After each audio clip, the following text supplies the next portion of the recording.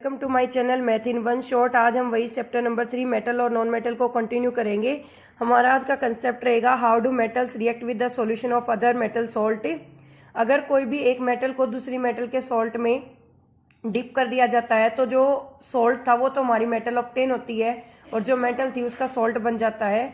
तो यहाँ पर जो हमारी एक हमने दो सॉल्यूशन लिए हैं, एक के अंदर हमने कॉपर वायर डाली, एक के अंदर आयरन सल्फेट का सॉल्यूशन है, दूसरी आपकी कॉपर का सॉल्यूशन है। कॉपर का कलर जो है वो आपका ब्लू रहेगा।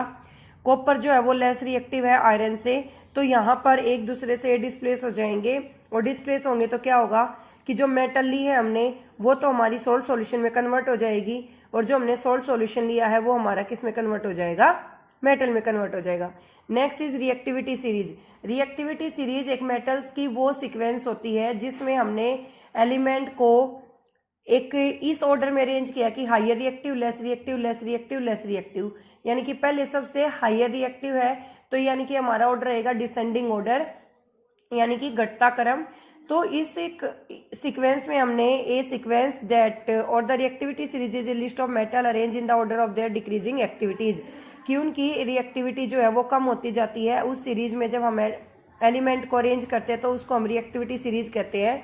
जैसे कि सबसे पहले हायर रिएक्टिव पोटेशियम और सोडियम है, फिर calcium, magnesium, aluminium, zinc, iron, lead, hydrogen, copper, mercury, silver and gold. Silver और गोल्ड सबसे लीस्ट रिएक्टिव होते हैं। ये ऑक्सीजन के साथ, हॉट वाटर और कोल्ड वाटर किसी के साथ भी रिएक्ट नहीं करते हैं। इसके लिए हम एक ट्रिक भी ले सकते हैं, please stop calling me a zebra, I like her, calling me smart goat. Please, P से हो जाएगा पोटेशियम, स्टॉप एस से हो जाएगा सोडियम, कॉलिंग सी से हो जाएगा कैल्शियम, मी एम जी से हो जाएगा मैग्नीशियम, ए एल्यूमिनियम, जेब्रा जेड से हो जाएगा जिंक, आई आयरन, लाइक से हो जाएगा लेड, हर से हो जाएगा हाइड्रोजन, कॉलिंग से हो जाएगा कॉपर, मी से हो जाएगा मरकरी और सिल्वर से हो जाएगा आपका स्मार्ट से हो जाएगा सिल्वर और गोल्ड से हो जाएगा गोल्ड। तो ये सीक्वेंस है, इसको हम एक पर्टिकुलरिटी ट्रिक से भी लर्न कर सकते हैं। Next in text question is that why sodium kept immersed in the kerosene oil. Because sodium is highly reactive element, when it react with the oxygen then it get exposed to the air and explosion can be occur. Write the reaction of the with iron with the steam. Iron की steam के साथ क्या आ जाएगी, Fe+H2O। तो क्या बनेगा आपके पास, ferric oxide Fe2O3+H2O। अगर कोई भी मेटल वाटर के साथ रिएक्ट करती है तो मेटल हाइड्रोक्साइड प्लस वो हाइड्रोजन गैस की फॉर्मेशन देती है। Next is calcium and potassium, Ca+H2O COH, वोल्टवाइज प्लस H2, K+H2O KOH+H2। ये रिएक्टिविटी की एक टेबल आपको गिवन है जो आपको फुलफिल करनी है। Which gas is produce when dilute hydrochloric acid added to a reactive metal. Hydrogen gas generate होती है। Write the chemical reaction iron with dilute H2SO4। तो रिएक्शन क्या हो जाएगी आपकी, Fe+H2SO4, इससे आपके पास बनेगा ferrous sulphate FeSO4+H2। What do you observe when zinc is added to a solution of the iron sulfate? Zinc is more reactive than iron, then it form salt solution of zinc and iron metal is obtained ZnSO4+Fe. How do metal and non-metals react? Metals और non-metals आयनिक और covalent compound की formation देती हैं। Like in this, in the above activity, you saw the reaction of the metal with a number of the reagent. Why do the metals react in this manner? Let us recall that which have the completely filled valence shell.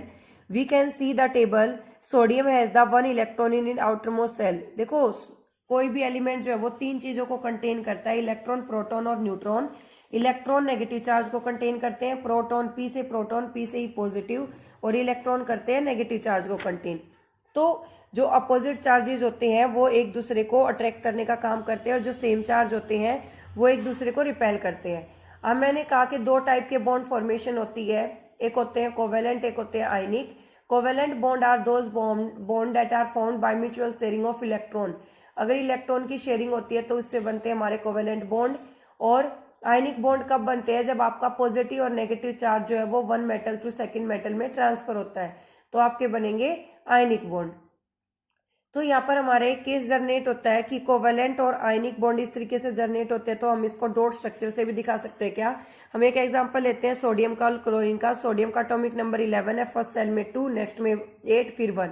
जैसे कि 9th class में आपने जो formula पढ़ा था 2n square, where n is the number of cells. तो यहाँ पर अगर n की वैल्यू 1 रखे तो k सेल आ जाती है, 2 रखे तो l, 3 रखे तो m और 4 रखे तो n। तो 2 × 1 होल स्क्वायर 2, यानी कि फर्स्ट सेल में 2 इलेक्ट्रॉन आ सकते हैं। और नोबल गैसेज क्या है? Noble gases are the inert gases that are zero valence and they are not show their properties in acidic and basic medium. जो एसिडिक बेसिक किसी भी मीडियम में अपनी प्रॉपर्टी को शो नहीं करती, जिनकी वैलेंसी 0 है, ग्रुप नंबर 18 में रखी गई है। इनर्ट होती है helium, neon, argon, krypton, xenon और रेडोन। तो यहाँ पर क्लोरीन का एटॉमिक नंबर 17 होता है 287। तो यहाँ 7 इलेक्ट्रॉन, अब ये अपना एक इलेक्ट्रॉन अपने डबलेट को यानी कि 2 इलेक्ट्रॉन को पूरा करने के लिए इसके साथ शेयर कर लेता है। तो यहाँ पर आयनिक और कोवेलेंट दोनों बॉन्ड बनते हैं। Properties of ionic compound. Ionic compound की क्या क्या प्रॉपर्टीज है?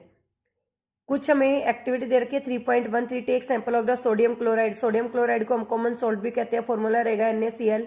पोटेशियम आयोडाइड फॉर्मूला रहेगा Ki। बेरियम क्लोराइड फॉर्मूला रहेगा BaCl2 और any other salt from the science laboratory. What is the physical state of these salt?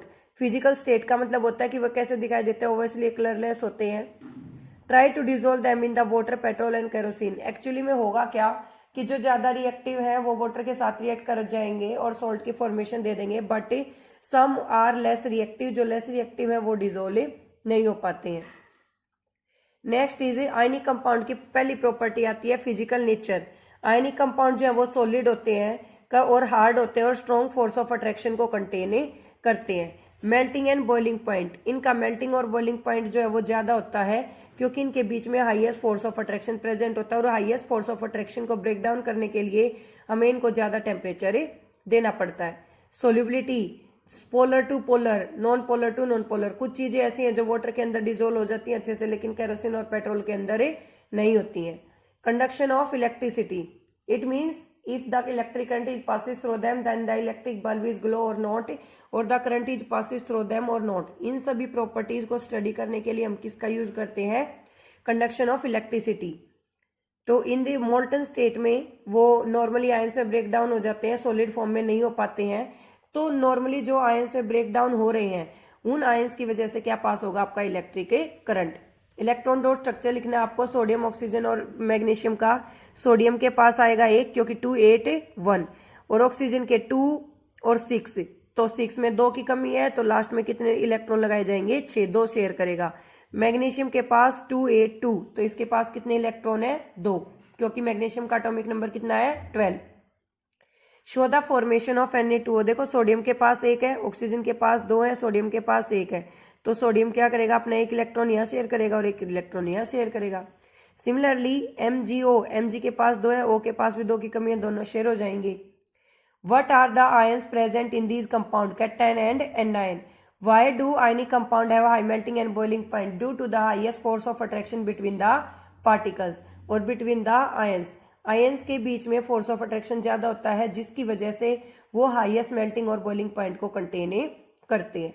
Occurrence of metals, metals जो है वो और गैंग्यू और मिनरल्स इन 3 फॉर्म में exist करते हैं। The earth crust is a major source of the metals. Sea water also contain the some soluble salt such as sodium chloride, magnesium chloride, elementary compound naturally on the earth crust that are known as minerals.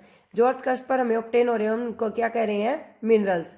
At some place, minerals contain a very high percentage metal and metal can be profitably extracted from it. The minerals are called ore। और इन्हीं mineral से हम किसको obtain करते हैं? Ores को।